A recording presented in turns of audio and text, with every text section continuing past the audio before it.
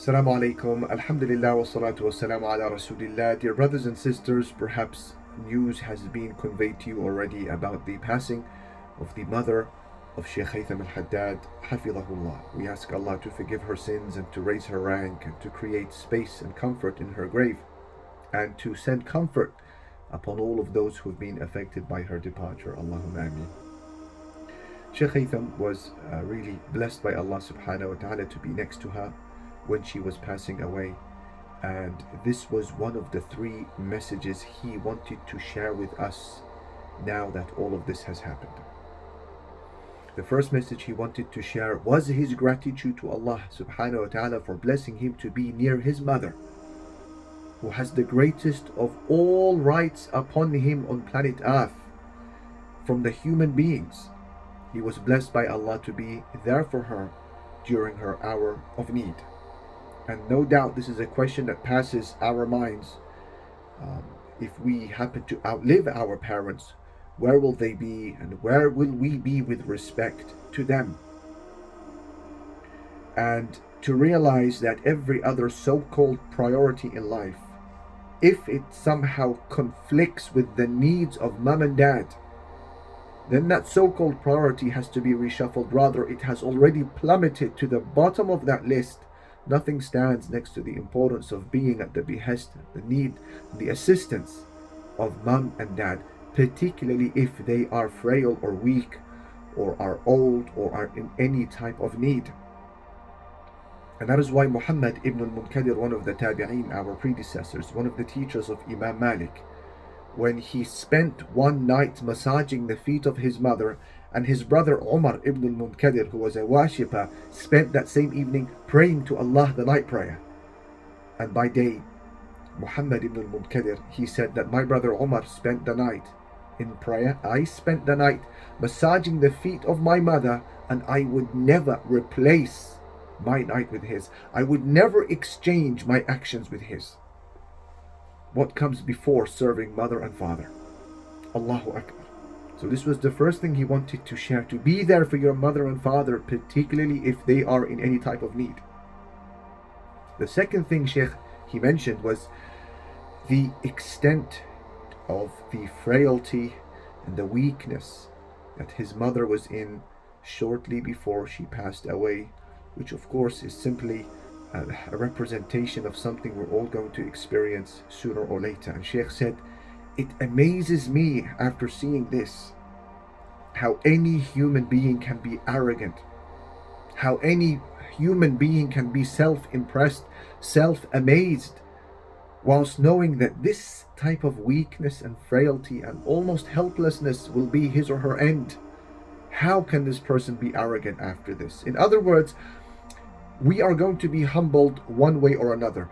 Either we choose to be humbled voluntarily, i.e. we humble ourselves, and there is virtue in doing this, or either we are humbled by force at the hands of the angel of death, but there's no virtue in that.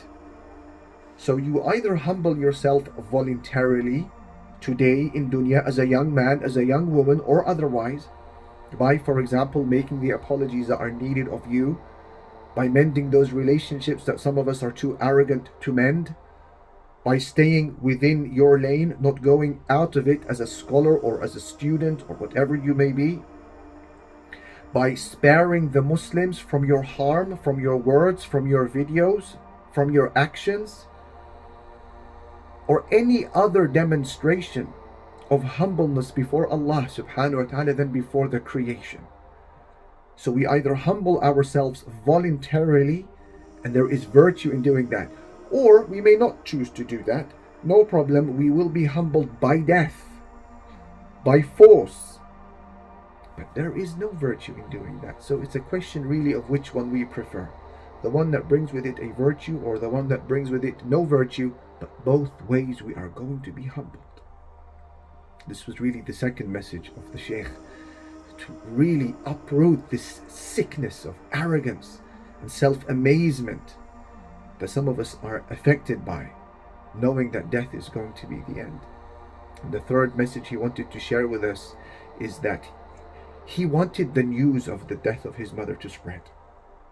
He wanted people to know that she had passed away in the hope that they will pray for her, they will make dua for her, they will say things like Rahimahullah, Ghafarallahu laha, may Allah have mercy upon her, may Allah forgive her, because he recognizes that this is one of the things that affects a person in the land down under, I mean in the grave. It benefits them, it rescues them. In fact, the janaza, as Imam Ibn al-Qayyim, he says, the whole purpose behind the funeral prayer is to make dua for the one who has passed away. That's one of the fundamental maqasid, objectives and aims of the funeral prayer, is to pray for those who have passed away. So he said, I wanted people to know that she had passed away, in the hope that they will pray for her and her situation will become easier. And this is really in contrast to how others behave. Some people, for some reason or another, they choose to keep it on the low. So-and-so have passed away, they don't want to make a big deal out of it for one personal reason or another. But that's the problem. It's personal. It only benefits you. It's for a personal, maybe sometimes a selfish consideration. But if the person who had died, your deceased, was able to speak, they would say, no, please send it out on your broadcast list. Share it with the righteous people so that one of them may make a dua for me. Because now that I am living in the world of the underground, there are a new set of laws that govern our well-being. And one of those laws says the dua of those who are still alive benefits us, it rescues us, it gives ease to us. So make dua for the mother of Shaykh Haitham al-Haddad, and make dua for all of the deceased of the Muslims who have passed away, in the hope that Allah will send people who will do the same for you and for me when we pass away. These were some of the messages that Shaykh Haitham wanted to share with us in light of this difficult circumstance he's going with. And on this note, we have created a Just Giving page in the hope that Allah subhanahu wa ta'ala will inspire some Muslims to give something in support of the cause of the mother of Shaykh Haitham, now that she is with Allah subhanahu wa ta'ala. Now, Shaykh Haitham himself has been a fatherly figure for a lot of us, particularly the Muslims in Europe, but Muslims worldwide as well. Therefore, if you consider Shaykh Haitham to be like your father, then consider his mother to be like your grandmother, and treat her as you would treat your own.